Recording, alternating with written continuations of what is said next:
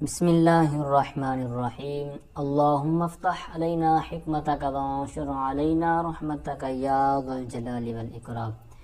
تو جی طلبہ کرام، ہدایت النحو جاری و ساری ہے۔ تو اس کی جو ہماری فصل جاری تھی منصرف اور غیر منصرف کے متعلق، تو 9 اسباب میں سے ہم نے 2 سبب کے بارے میں بحث کر لی تھی۔ تو آج کچھ اسباب کے بارے میں انشاءاللہ بحث ہوگی۔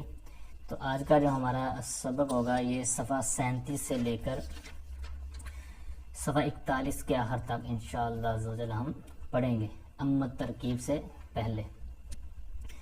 تو بہرحال امت تانیث بالتاء فشرطہ ان یکون علما کطلحۃ۔ تو بہرحال کہتے ہیں کہ تانیث یعنی مؤنث ہونا، تو کون سی مؤنث، اس کی پھر اقسام ہیں۔ تو پہلے بات کرتے ہیں کہ تانیث بالتا، یعنی ایک تا ہے مؤنث کی علامت، جس طرح طلحہ کے اندر آپ دیکھ رہے ہیں، اسی طرح فاطمہ، اسی طرح کئی مثالیں لے سکتے ہیں آپ۔ تو اس کے آخر میں جو تا ہے، اب یہ تا مؤنث کی ہے، چاہے وہ لفظ مذکر کے لیے ہو، جس طرح طلحہ، ٹھیک ہے، تو یہ مذکر کا نام ہے، لیکن چونکہ آخر کے اندر گول تا ہے تو ہمیں صرف یہی نظر رکھنی ہے کہ آخر میں گول تا ہے، جو کہ یہاں پر تانیث بالتا مراد ہے۔ تو اس کے لیے بھی شرط کیا ہے، یعنی مؤنث کے لیے، تو کہتے ہیں اس کی شرط یہ ہے کہ وہ علم ہو، جس طرح یہ طلحہ ہے تو یہاں پر یہ نام ہے، اور اگر یہ نام نہ ہوتا، گول تا ہوتی، تو یہ مراد نہیں ہونا تھا سبب، یعنی غیر منصرف کے جو اسباب ہیں تو وہاں پر یہ پھر مراد نہیں ہو سکنا تھا، یعنی صرف گول تا کا ہونا۔ اگر وہ علم ہے تو یہ شرط پائے جانے کی وجہ سے پھر وہ مشروط بھی پایا جائے گا۔ اب یہ تانیث بالتا کی بات ہوئی، یعنی جو لفظی ظاہر ہمیں نظر آ رہی ہوتی ہے، اور بعض کا ایسا ہوتا ہے کہ وہ مؤنث نظر نہیں آ رہی ہوتی، اس کو مانوی جیسے بولتے ہیں۔ تو اسی کا آگے بیان فرما رہے ہیں وَكَذَلِكَ الْمَعْنَوِيُّ، اسی طرح مانوی کا تعلق ہے، یعنی جس طرح پیچھے بیان کیا نا کہ تانیث بالتا اس کے لیے علم ہونا شرط ہے، تو یہاں پر یعنی مانوی جو تانیث ہے تو اس کے لیے بھی علم ہونا یہ شرط ہے۔ مانوی یعنی وہاں پر مقدر ہوتی ہے گویا کے تا، جس طرح آگے مثال آتی ہے ہندن، یہ ہندا جو لفظ ہوتا ہے، تو اس کی جو اصل تھی نا، مطلب گول تا وہاں پر تھی، یعنی ہندتن، تو کیوں اس کے اندر تا تھی، اس پر کیا دلیل ہے؟ تو پھر اس کی دلیل کے طور پر اس کی تصغیر بیان کی جاتی ہے کہ یہ ہنیدتن تھا، تو چونکہ تصغیر یا جمع یہ اصل کی طرف لے جاتی ہے، تو یہاں پر جو تصغیر ہے اس نے ہنیدتن، اس سے میں بتا دیا کہ یہاں پر اس کی تا تھی، لیکن پھر اس کو حذف کر دیا گیا یا جو بھی ہے، تو پھر اس پر یہ مانوی طور پر یہ مراد لی جائے گی کہ یہ مؤنث مانوی ہے۔ تو یہ تانیث مانوی کا بھی وہی حکم، یعنی علم ہونا شرط ہے۔ تو چونکہ اس کے لیے تھوڑی سی پاور زیادہ ہوتی ہے جو تانیث بالتا آتی ہے، اور اس کے اندر کچھ کم ہوتی ہے، اس لیے پھر آگے اس کی چند صورتیں بیان کر رہے ہیں۔ کہتے ہیں ثم المعنوی ان کان ثلاثیا ساکن الاوسط غیر اعجمی یجوز صرفہ وترکہ لاجل الخفۃ ووجود السببین کہندن۔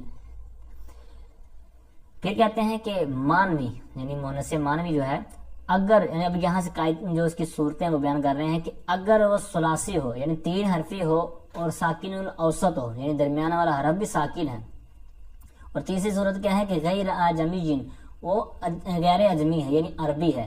اجمی یعنی عرب کے علاوہ جو علاقے ہیں وہ اجمی، تو یوں بھی سمجھ لیں آپ کہ جس کو غیر عربیوں نے وضع کیا گیا، تو یعنی وہ اجمی، اور یہاں پر غیر کی غیر لگا کر پھر اس کو ہٹا کر عرب کی طرف لے آئے۔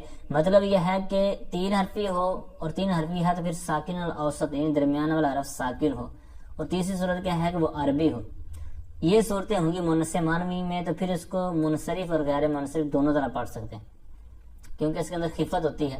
پہلی وجہ یہ ہے، یعنی منصرف پڑھیں گے یعنی اس کے اوپر تنوین اور کسرہ لائیں گے، تو اس کی وجہ کیا ہوگی؟ لاجل الخفۃ، کیونکہ وہاں پر خفت ہے، ثقل والا کوئی معاملہ نہیں ہے کہ اس کو ہم کچھ کریں، لہٰذا یہاں پر اس کو اصل پر رکھیں گے، یعنی منصرف ہی پڑھیں گے۔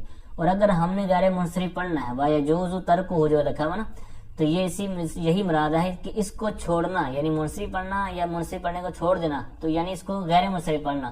تو غیر منصرف پڑھیں گے تو پھر کیا وجہ ہے؟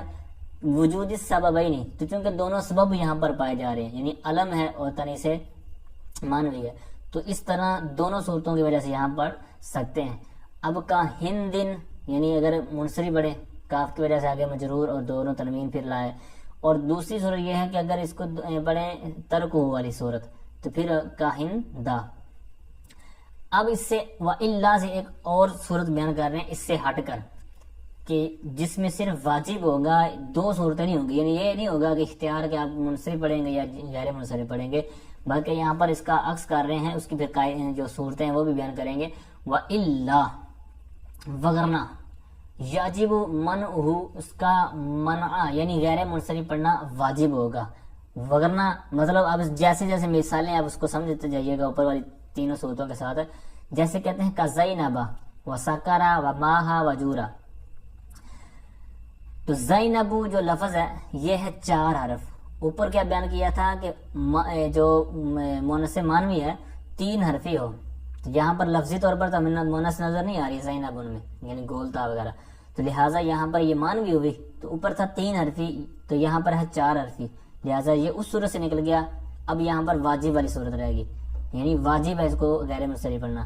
اور اسی طرح اگلی صورت وہاں پر تھی 3 حرفی ہو لیکن ساکن اور اوسط ہو, لیکن یہاں پہلی صورت تھی 4 حرفی وہ نکل گیا. اب دوسری صورت ہے کہ 3 حرفی ہے تو یہاں پر متحرک بھی ہے ساکارا. ٹھیک ہے, یہ ایک جہنم کا ایک نام ہے, جہنم کے گڑے گا یا جو بھی اس کو لگا رہے اس کو. تو بہرحال یہاں پر جو عین کلمہ ہے یعنی قاف تو یہاں پر یہ متحرک ہے, تو اس وجہ سے اس قید سے نکل گیا. تو یہ بھی واجب والی صورت میں داخل ہو جائے گا. پھر اوپر صورت تھا کہ غیر اجمی ہو یعنی عربی ہو, تو وہ صورت تھی اوپر والی 2 صورتیں صرف اور ترک. ٹھیک ہے, اب یہاں پر ما اور جور اس میں ساکن اور اوسط تو ہے. آخری 2 مثالیں ان میں ساکن اور اوسط ہے یعنی درمیان والا ساکن ہے, لیکن اس کو پڑھنا یعنی واجب ہے کہ غیر منصرف پڑھا جائے. وجہ کیا ہے, کیونکہ یہ ساکن اور اوسط بھی ہیں مگر یہ اجمی بھی ہیں. اور اوپر تھا عربی ہو یعنی غیر اجمی ہو, لیکن یہاں پر غیر سے ہٹ کر اجمی ہے یعنی عربی نہیں ہے اجمی ہے. اوپر تھا عربی, لہٰذا یہ چند فرق کی وجہ سے یہ ان چاروں کو یعنی زینب, سکر, ماہ اور جور ان کو واجب ہے کہ غیر منصرف پڑھا جائے. اب پیچھے ہم نے ایک لفظ سنا تھا کہ 2 سببوں کے قائم مقام ہو یا ایک یعنی ایک سبب ہے اور 2 کے قائم مقام ہے یا پھر 2 سبب ہوں. تو اب آئیے 2 سببوں کے قائم مقام کون سا لفظ ہوتا ہے. کہتے ہیں وَالتَّانِيثُ بِالْأَلِفِ الْمَكْسُورَةِ كَحُبْلَى وَالْمَمْدُودَةِ كَحَمْرَى یعنی الف مکسورہ جس طرح حبلہ اور ممدودہ جس طرح حمرا یعنی الف کے بعد جو حمزہ ہے. تو یہ 2 صورتیں جو بیان کی گئی کہتے ہیں ممتنع صرفہما البتہ, کہتے ہیں ان کو غیر منصرف پڑھنا ممتنع ہے یقینی طور پر, یعنی یہ غیر منصرف ہیں. ان کو منصرف یعنی ان کے اوپر تنوین آنا, کسرہ آنا, اس طرح کی صورت لانا یہ منع ہے. ممتنع ہے ان کو صرف لانا یعنی منصرف پڑھنا. البتہ تھا یعنی یقینی طور پر, یہ بھی ایک تاکید والا معنی پیدا کرے گا. تو یہ مفعول مطلق بنتا ہے بتہ البتہ تھا, یوں اس کی عبارت ہوتی ہے. تو اب اس کے اندر 2 سبب کون سے ہیں آگے بیان کرتے ہیں. لِأَنَّ الْأَلِفَ قَائِمٌ مَقَامَ السَّبَبَيْنِ التَّانِيثُ وَاللُّزُومُ. کہتے ہیں اس لیے کہ جو الف ہے حبلہ اور حمراء میں, یہ کہتے ہیں الف جو ہے یہ 2 سببوں کے قائم مقام ہے. 2 سبب کون سے, ایک تو یہ ہے کہ اس کے اندر تانیث ہوتی ہے اور دوسرا یہ ہے کہ لزوم تانیث ہوتی ہے یعنی لازم ہے, چمٹی ہوئی ہے, جدا نہیں ہوتی. اب جس طرح پہلی مثالیں میں نے عرض کی تھی نا, یہ طلحہ اور اسی طرح فاطمہ وغیرہ, تو یہ طلحہ وغیرہ جو کہ اس کے اندر جو ہوتی ہے تانیث, تو یہ لازم نہیں ہوتی بلکہ یہ علمیت کی وجہ سے اس کے ساتھ لازم ہوتی ہے, وگرنہ یہ حقیقی طور پر باعتبار وضع نہیں ہے اس کے ساتھ لازم. اور یہ جو ہوتی ہے یہ لازم ہوتی ہے یعنی اس کے جدا نہیں ہو سکتی. تو اس طرح اس کے اندر 2 سبب ہو گئے, ایک تانیث اور ایک لزوم تانیث. تو اس طرح اس کے اندر اگر یہی کوئی جملہ پایا جاتا ہے جس طرح حبلہ اور حمرا, تو یہاں پر یہ اور کوئی ضرورت نہیں ہوگی کسی سبب کی, یعنی ہم کوئی اور سبب ڈھونڈتے پھریں اس کی ضرورت نہیں ہے. پایا جائے تو مرحبا, جیسے 9 اسباب ہم نے پڑھے ہیں تو ان میں سے اگر یہ تانیث ہی پایا جائے جو کہ 2 کے قائم مقام ہے یہاں پر, تو لہٰذا یہاں پر اور کوئی ہمیں پریشانی اور کوئی ضرورت نہیں رہے گی. تو آگے والا سبب نمبر 4 کہتے ہیں اما المعرفۃ فلا يعتبر في منع الصرف منها الا العالمیۃ. چوتھا سبب کہتے ہیں معرفہ. اب معرفہ کی کئی اقسام ہیں، مطلب جو آپ نے ابتدائی کتابوں کے اندر پڑھا ہے، تو ان سب میں سے کون سا مراد ہوگا؟ سب مراد ہوں گے یا بعض مراد ہوں گے؟ کیا مراد ہے؟ تو انہوں نے حاشیے میں بیان کیا ہے کہ یہاں پر معرفہ سے مراد تعریف ہے، یعنی علم ہونا، علمیت مراد ہے. تو اب یہاں پر علمیت مراد ہے، بقیہ نہیں مراد. بقیہ کیوں نہیں مراد؟ کیونکہ اس میں سے جو معرفہ کی دیگر اقسام ہیں ان میں سے کئی تو ایسے ہیں کہ جو مبنی ہوتے ہیں. یہ ساری حاشیہ نمبر 2 میں انہوں نے باتیں بیان کی ہوئی ہے. کئی تو ایسے ہیں کہ جو مبنی ہوتے ہیں، جس میں جیسے اس میں ضمیر، اس میں اشارہ، موصولات وغیرہ، یہ مبنی ہوتے ہیں. اور بعض ایسے ہیں جیسے الف لام، مرب اللام، تو یہ مطلب خود منصرف کر دیتے ہیں اگر غیر منصرف داخل ہو جائیں، جس طرح کہ آگے فصل کے آخر میں آئے گا. تو اس طرح یہ بچتا جو صرف علمیت ہی ہے. تو اس لیے معرفت سے مراد تعریف یعنی علمیت کو لے کے آئے. تو کہتے ہیں فلا یعتبر فی من الصرف منها الا العلمیت، یعنی منع صرف میں، غیر منصرف میں جن کا اعتبار کیا جاتا ہے ان میں معرفت میں سے، وہ صرف علمیت ہے. وتجتمع مع غیر الوصف، اور یہ جمع ہوتا ہے، یعنی جس طرح پیچھے والی اسباب کے ساتھ آپ نے سنا نا کہ کون جمع ہوتا ہے کون نہیں جمع ہوتا. تو وہاں پر جب وصف ہم نے پڑھا تھا تو وہاں پر بھی یہ بات ہو چکی تھی کہ یہ علم کے ساتھ جمع نہیں ہوتا. کیوں؟ تو اس کی وہاں پر میں نے عرض کی تھی، یہاں پر دوبارہ تھوڑا سا چینج ہو کر آ گیا. تو یہاں پر کیا ہے؟ وتجتمع مع غیر الوصف، یعنی وہاں وصف کے ساتھ علم کی بات تھی، یہاں علم کے ساتھ وصف کی بات ہے، صرف یہاں اتنا چینج ہے. کہتے ہیں وتجتمع مع غیر الوصف، یہ جمع ہوتا ہے کون؟ معرفت، یعنی علم ہونا جمع ہوتا ہے غیر وصف کے ساتھ. یعنی دیگر جو علم کے بعد یعنی معرفت کے علاوہ جو اسباب ہیں ان میں سے آپ نے وصف کو ہٹا کر بقیہ جو 7 اسباب ہیں وہ معرفت کے ساتھ یعنی تعریف کے ساتھ جمع ہو سکتے ہیں، ممکن ہے. اب اس کے ساتھ یہ جمع کیوں نہیں ہو سکتا؟ اس کا میں نے وہاں پر بھی عرض کیا تھا کہ جو علم ہوتا ہے یہ ذات معینہ پر دلالت کرتا ہے، اور جو وصف ہوتا ہے یہ مبہمہ پر دلالت کرتا ہے. تو لہٰذا یہ اپوزٹ اور تضاد کی وجہ سے یہ جمع نہیں ہو سکتے، ان کے درمیان یہ کراس ہی رہتا ہے. اما العجمۃ، بہرحال 5ویں صورت بیان کرتے ہیں عجمہ، یعنی اجمی ہونا، عربی نہ ہونا. یہ عجمہ جو لفظ ہے یہ اس کا جو لغت کے اندر معنی ملتا ہے وہ ہے کند زبان، یعنی گونگا.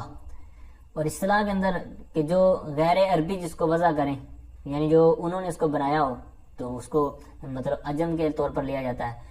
تو اس کے لیے کیا شرط ہے؟ جس طرح پہلی شرطیں بیان ہوئی پہلوں کے لیے، تو یہاں پر اس کے لیے کیا شرط ہے؟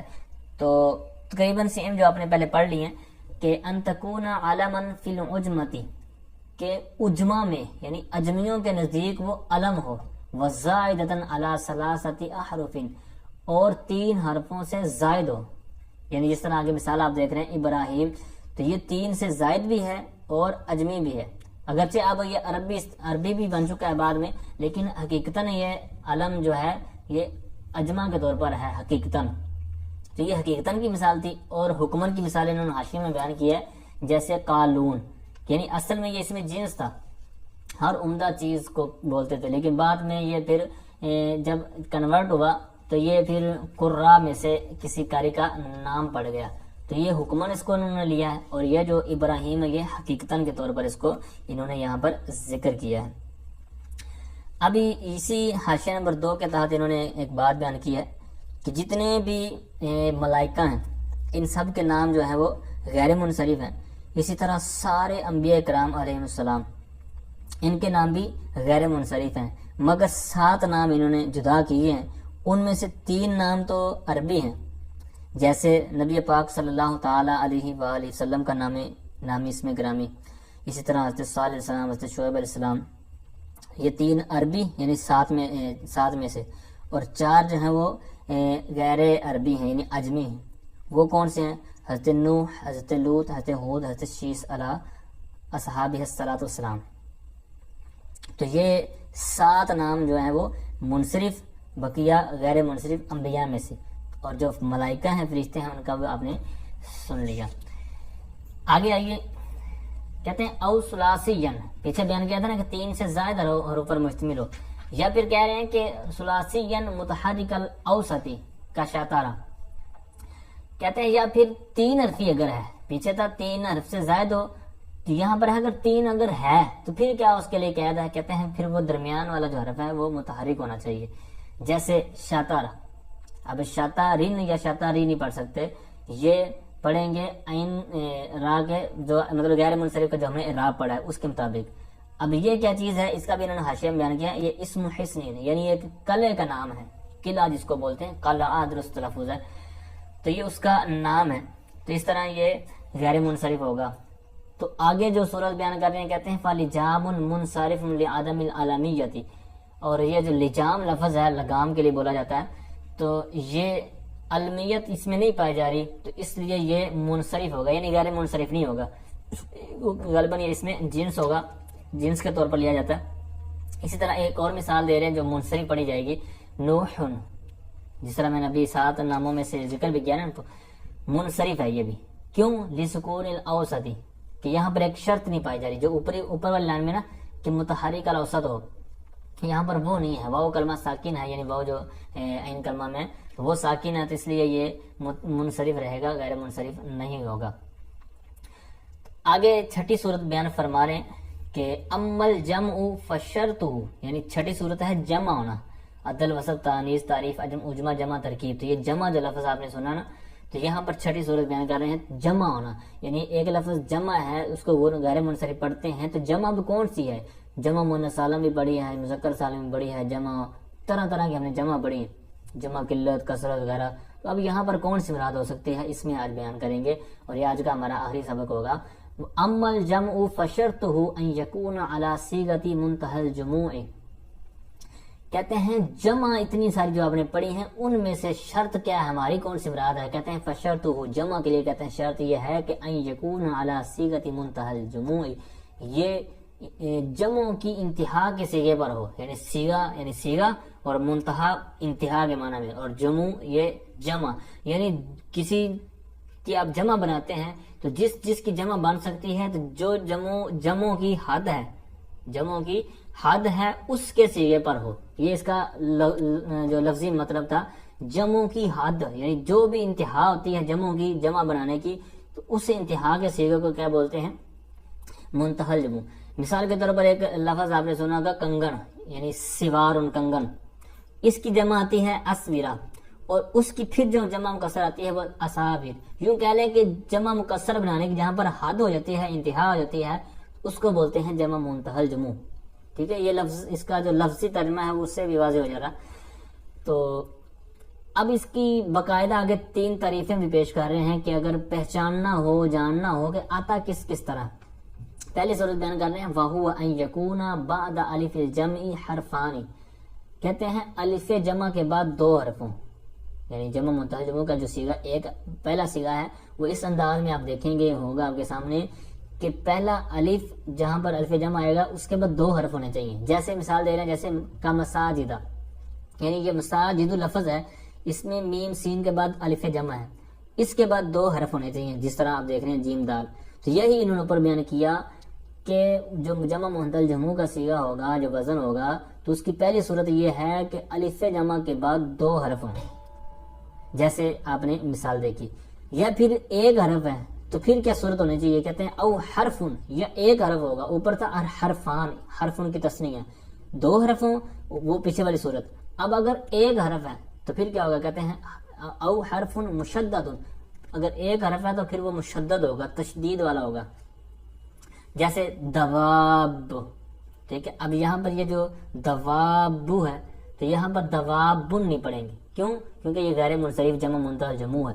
اب آگے تیسرا وزن اس کا بیان کر رہے ہیں کہ او ثلاثۃ احرف اوسطها ساکن غیر قابل للحاء کمصابیح، کہ یا تو پھر اس کے بعد 3 حرف ہوں گے الف جو جمع کے بعد. جیسے مثال دے رہے ہیں کہ مصابیح، اب یہاں پر الف کے بعد با یا ہا 3 حروف ہیں، تو تیسری 3 حرف تو ہو گئے، لیکن جو انہوں نے اور کیا کر گئے اوسطها ساکن، کہ ان کا جو درمیانی ہوگا، یعنی آخری جو 3 حرف ہیں ان میں درمیان والا حرف ساکن ہونا چاہیے اور ساکن ہونا چاہیے، تو یہاں پر وہ بھی پایا جا رہا ہے. ٹھیک ہے، تو اس وجہ سے یہ تیسرا وزن ہو گیا. تو اب ان کے ساتھ ایک قید لگا رہے ہیں کہ وہ ہا کو قبول کرنے والا نہ ہو. جس طرح اب آگے مثال دے رہے ہیں سیاکلو مساجدو، تو اب یہاں پر سیاکلو پورا وزن بن رہا ہے فرازینو، لیکن چونکہ اس کے اندر تا آتی ہے تو لہٰذا یہ منصرف رہیں گے، اور پیچھے والی جو مثالیں تھیں وہ غیر منصرف. تو یہ 2 مثالیں انہوں نے جو بیان کی ہیں کہ اس میں شرط نہ پائی جانی، یعنی شرط یہ تھی کہ ہا کو قبول ہو، یعنی تا ہو جو ساکن ہو جاتی ہے، جس طرح تا یہ آخر میں لکھا ہوا نا گول تا دونوں مثالوں کے ساتھ، لیکن یہ ہا بن جاتے ہیں تو اس طرح یہ شرط نہ پائے جانے کی وجہ سے منصرف رہیں گے۔ وَهُوَ أَيْضًا قَائِمٌ مَقَامَ السَّبَبَيْنِ الْجَمْعِيَّةُ وَلُزُومُهَا وَامْتِنَاعُ أَنْ يُجْمَعَ مَرَّةً أُخْرَى جَمْعَ التَّكْسِيرِ فَكَأَنَّهُ جُمِعَ مَرَّتَيْنِ۔ پیچھے ہم نے بیان کیا تھا الف مقصورہ الف ممدودہ پر کہ وہ دو سبوں کے قائم مقام ہے، اور کوئی نہ بھی ہو تو اکیلا ہی چل جائے گا غیر منصرف کے لیے۔ اب دوسری صورت یہاں پر بیان کر رہے ہیں کہ وہوا اور وہ، یعنی یہ جو ابھی ہم نے بات پڑھی نا، یہ جمع کی بات، یہ بھی ایدن جو لکھا ہوا ہے یہ مفعول مطلق، یہ جملہ معترضہ، تو یہاں پر فعل نکالیں گے آدھا ایدن، حمزہ کھڑا زبر آد دعا زبر دا، تو یہ آدھا ایدن یہ مفعول مطلق فعل فاعل مل کر تو اس طرح یہ لہذا جملہ بن جائے گا۔ تو یہ بھی یعنی یہ جو جملہ ہے، یہ جو جمع ہے، کہتے ہیں یہ بھی قائم کام ہے دو سبوں کے۔ دو سبب اس کے اندر کون سے ہیں؟ پیچھے تھا تانیث اور لزوم تانیث، اور یہاں پر بھی اسی طرح جس طرح یہ نام ہے اس کا جمع کا، تو جمع اور جمع لزوم جمع، یعنی جمعیت یعنی جمع ہونا اور لزوم جمع، کہ اس سے جمعیت کا ہٹ نہ پانا۔ تو اب لزوم جمع سے کیا مراد ہے اس کی آگے وضاحت کر رہے ہیں، کہتے ہیں امتناع ان یجمع، یعنی ممتنع ہونا کہ جمع لائی جائے، مرتن اخرى جمع تکسیر، یعنی دوبارہ پھر جمع تکسیر لائی جائے، اس بات کا امتناع ہونا، ممتنع ہونا۔ تو اسی وجہ سے انہوں نے کہا کہ فَكَأَنَّهُ جُمِعَ مَرَّتَيْنِ، تو گویا کہ اس کو دو مرتبہ جمع لایا گیا ہے، اس کی جو جمع ہے وہ دو مرتبہ ہی لائی گئی ہے۔ تو اس میں جمعیت اور لزوم جمعیت پائی جاتی ہے، جس کی وجہ سے یہاں پر اس کو اکیلے کو ہی غیر منصرف کے لیے